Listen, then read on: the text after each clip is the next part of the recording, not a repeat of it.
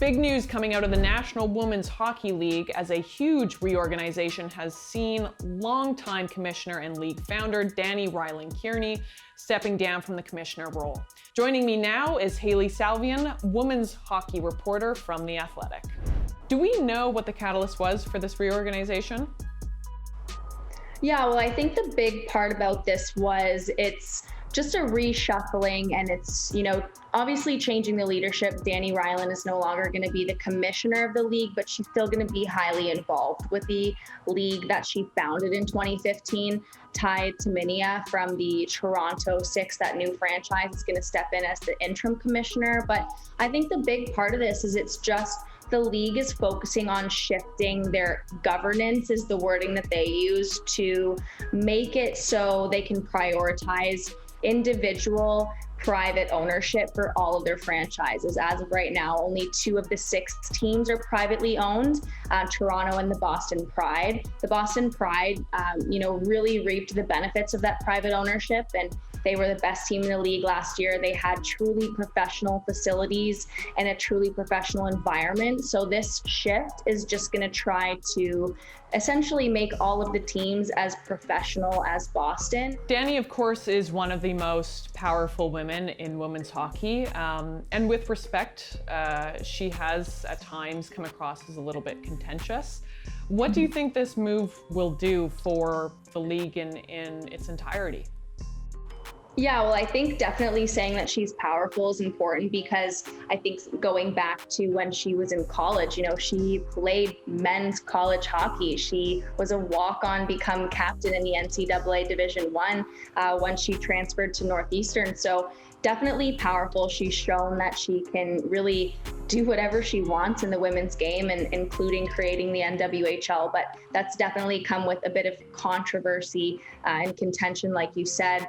Obviously we've seen with the creation of the PWHPA, a lot of what they've said is they don't believe that the NWHL is truly professional, and they've cited some trust issues with the leadership, including the things that Dani Rylan has promised. But in terms of the big landscape and the big picture of that, battle for supremacy in women's hockey, if we want to call it, I don't think Dani Rylan being out as commissioner changes much. I've been told that there was something on the table that said to the PWHPA in the past, if Dani Rylan is out as commissioner, will you come to the league? And the answer was still no, because the players believe that the issues are, deeper than just the commissioner. What is your personal hope for professional women's hockey? Well, I think for me, regardless of, what side you're on, whether it's the PWHPA, whether it's the NWHL, what I really want to see in professional women's hockey is, these women treated as professionals, and I want to be able to see them on television. I want to see them get, the appreciation, the attention that they deserve, because these athletes are incredible. They are professional athletes. So these are some of the best women's hockey players in the world. And what I want for professional women's hockey is, just for media to give them a chance to shine and show just like how incredible they are as athletes.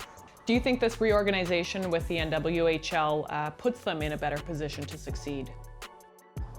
I think if it's executed properly, yes. I think, from day one, if you go back to the original chats with Dani Rylan from 2015, when the league was founded, the goal was always to have it was only 4 teams at the time, but the goal was to have all 4 teams to have private owners. It's been 5 years now. Only 2 of those teams are currently owned, like I said. So it's been a bit of a slow burn, but I think if they can execute it properly from here on out, that it'll be a good thing. But at the end of the day, as great as it is for the NWHL, the best players in the game still aren't playing there. And I don't believe that this changes things. So there's still that tension and there's still that rift in women's hockey. And I think the PWHPA is going to continue trucking on for what they hope for in the women's game.